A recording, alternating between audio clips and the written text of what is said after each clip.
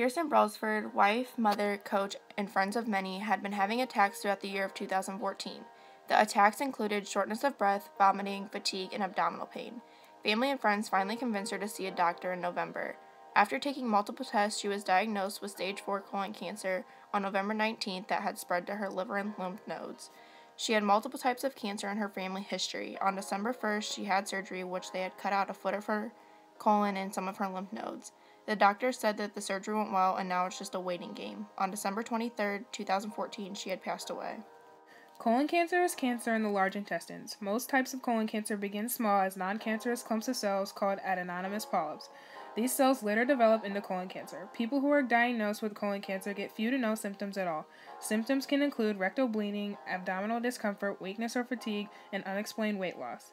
Survival rates include stage 1 colon cancer, 92%, stage 2, 87 to 63%, stage 3, 89 to 53%, and stage 4, 11%. She was my volleyball coach. She motivated me to be better. She pushed me to the best of my abilities. She always wanted me to be a great volleyball player. She never let me settle just to be an average one. She was like a second mom to me. She cared about me and always asked how I was doing, how my tournaments went, and she inspired me to be a role model to the younger kids and the underclassmen. Well, she was always at Snyder and was always so sweet and caring. She never thought about herself for 1 second. She never sat down and take time for herself either, and she's always wanted to help out somehow, no matter what the situation or how much time she had. She'd always help at least a little bit, and she always just asked how I was doing and how life was and everything.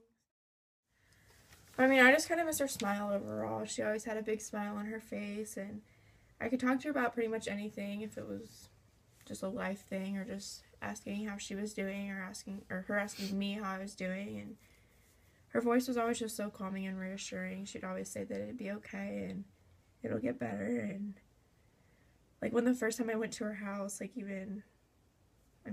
when I went to her house, period, it was always just so welcoming and felt like a second home. I miss her coaching skills. She was by far one of the best coaches I've been coached by. She's probably one of the best around. I miss our team dinners with her because she always made the best food ever.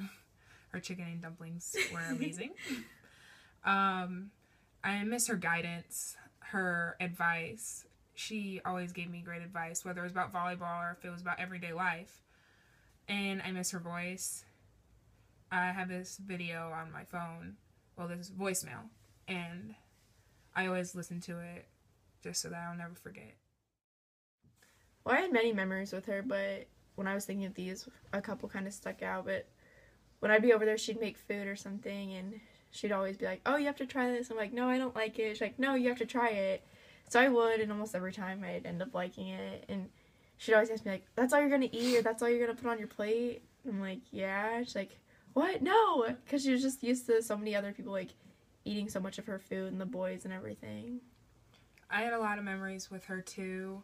My favorite memory was my freshman year when she wanted to pull me up to her JV squad for the rest of the season. And she had a team dinner, but I wanted to stay with my freshman team and eat dinner with them. But she made me go with her team, and I was really upset, didn't want to talk to anyone, didn't know anybody really. And so I just sat on the couch, did my homework, ignored everyone. And then she gave me some chicken and dumplings, and I've never tried chicken and dumplings before.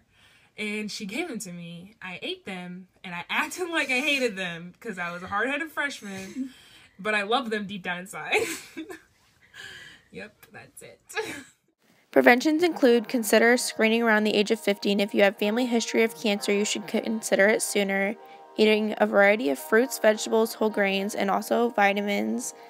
Limit the amount of alcohol you consume. Stop smoking. Exercise most days of the week. Maintain a healthy weight, and gene therapy.